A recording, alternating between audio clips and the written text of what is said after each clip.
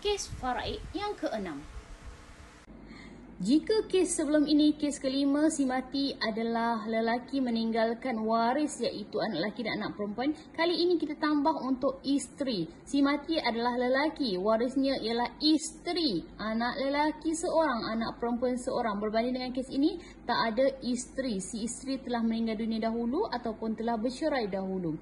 Okey, kes keenam ini, isteri dapat 1/8. Kerana apa? Kerana ada anak. Anak menjadikan isteri dapat 1/8.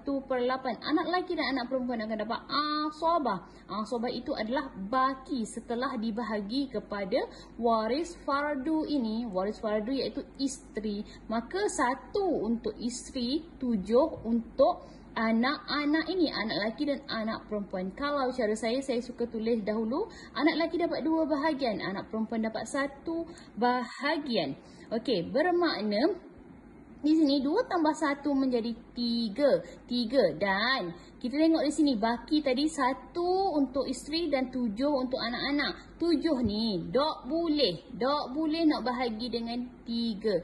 Jadinya dia punya penyebut tadi 8. 8 ni saya ambil daripada sini. 8 darab dengan 3 ini bahagian untuk anak-anak. Jadi 8 darab dengan 3 jadi 24. Maka untuk bahagian isteri 1 darab dengan 3. Jadi 3/24 untuk isteri. Untuk anak lelaki ini 2 darab dengan 7. Jadi 14/24 untuk anak lelaki. Anak perempuan 1 darab dengan 7. Jadi 7/24 untuk anak perempuan. Jadi ini adalah pengiraan untuk kes yang ke-6. Wallahu alam.